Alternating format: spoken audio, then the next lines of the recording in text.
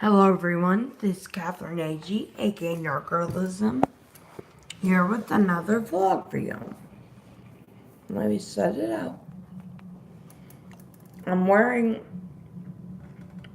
one of my most queer outfits today, I think. Blood sport shirt.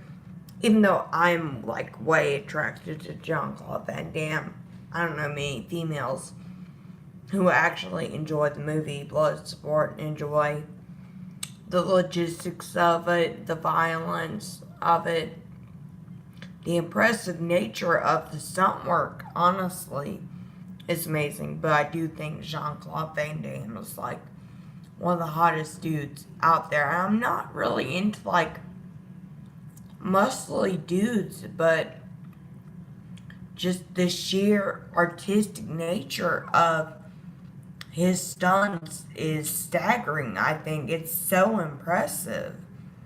It's just blows my mind. They came from this little nerdy kid from Brussels to one of the main draws in the late 80s, early 90s of film. And he's had a great comeback too, with kind of poking fun at himself in the beer commercials and with the green screen contest, put yourself in with Jean-Claude Van Damme, I think is just really impressive. And him being the main villain in Expendables 2, I just love it. I love the whole, everything about Jean-Claude Van Damme. I love it. Love it. I've got my, as you can see, my rainbow PJ bombs on. I would have worn them if I'd been able to go to the LGBTQ parade and festival here, which was held right after I got into the nursing home, right after. Sucks. Because I wanted to go really badly. Excuse me. But, I'll do a little makeup touch up and a little bit of hair touch up while I talk.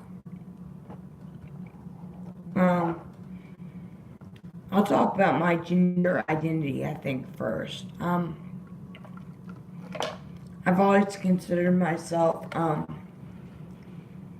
of my gender identity, I think, is that I am pansexual, I'm androgynous, and genderqueer, and demisexual. Now, some of those kind of overlap with my sexuality, but I've always considered my gender identity to be about 70% male and 30% female. I am way more masculine than feminine. I've always had more guy friends, but I've also had more relationships with men. It just tends to be that the men are a little bit, I don't think I'm like dissing anyone when I say this, they tend to be a little bit more in touch with their feminine side. My longest lasting relationships. So we balance each other out. Ever since I was a little kid, I've been mistaken for a boy. Ever since I can remember, ever. I never had short hair, or long hair growing up. I always had shorter hair. I don't know if my mom decided that or I did, because I think that child at that age couldn't decide that, really. So if that's true, then my mom chose for me to look more masculine. Even when I wore dresses, though, like, men would still mistake me, it's mainly men, would still mistake me for a boy.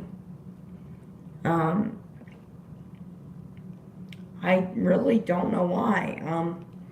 when I went through puberty and had breasts, I did not really hide them.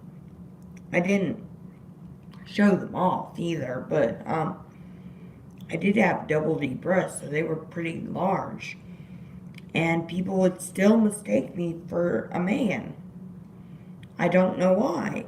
Um, I guess my dress has never been ultra feminine, but more than my sister, who just had longer hair than me, I wore skirts, tights, all throughout my teenage years. It was just like a goth punk female look.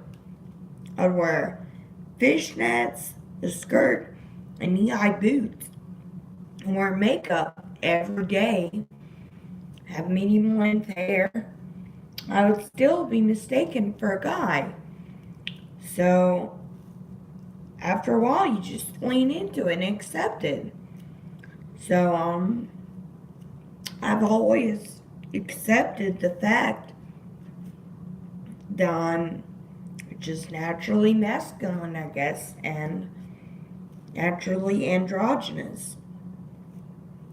And as the years have gone by, it's become a little bit more acceptable to blur the lines, to be considered genderqueer, which I do consider myself. And honestly, this is the first time in my life I've had kind of a buzz cut, so I'm leaning more into the androgynous side of myself. I've accepted a lot more as I've gotten older and gotten more comfortable with my sexuality and, less afraid to come out to people with the internet as it is. All my friends have always kind of known of my sexuality because the first serious dating relationship I had was with a female. She's still one of my greatest friends, I'd like to think. And I put everything, my whole heart and soul, into that relationship, but she cheated on me, so with a man. So I was very confused.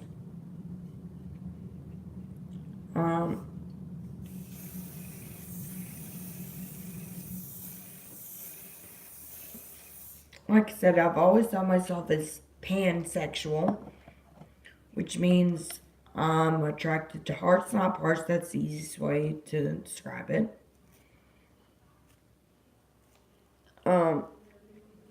If I'm attracted to you, I don't question it. I revel in it. I love it. It's hard enough to find love in this world.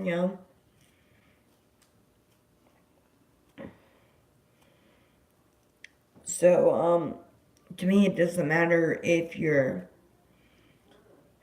woman, man, what your sexuality is, whether you're transgender. I really could care less. If I love you, I love you. If I'm attracted to you, I'm attracted to you. Now, that's the way it is.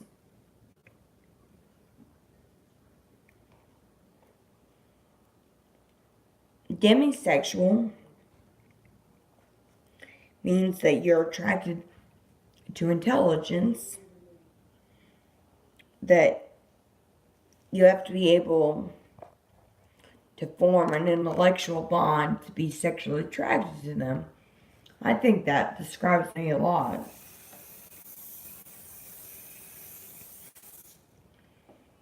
I'm very attracted to intelligent people, someone who's on the same intellectual wavelength that I am. I find that very attractive.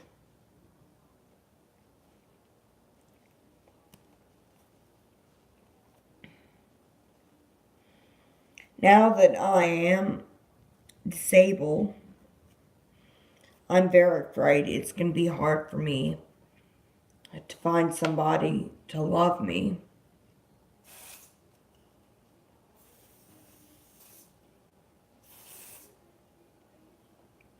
Being open sexually definitely does help, because it opens the whole acceptance thing, I think. But it still really scares me, because I know it's a lot of baggage for anyone, gay or straight, anyone.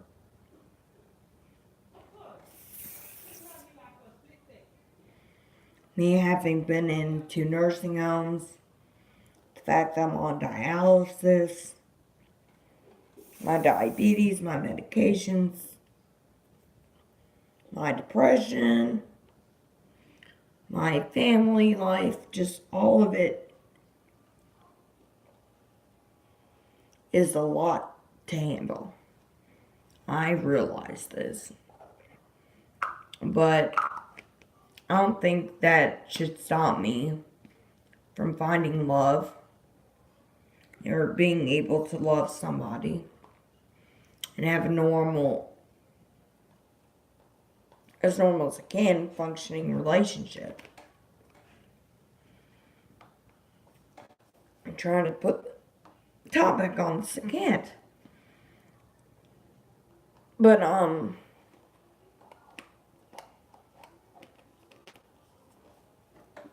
I guess this is part of my sexuality as well. The fact that I really, at this point, I don't think I can bear children unless something changes within like a few years scientifically, or maybe if I get a kidney transplant. I don't know if that would help, but I know it would be very, very, very risky no matter what. So I would rather adopt a child. Even though I'm visually impaired, I still want to raise a child. And I don't, excuse me, I don't think any pairing would make any difference to the child, as long as they're loved. But, yeah, that's my main, I guess, explanation of my gender identity and my sexuality. Leave any comments you have in the space below, and I will try to answer them to the best of my ability. And please like this video and share it if you find it interesting. And don't forget to subscribe to my channel. And I'll try and think of some more female-related topics I can talk about during Women's Month.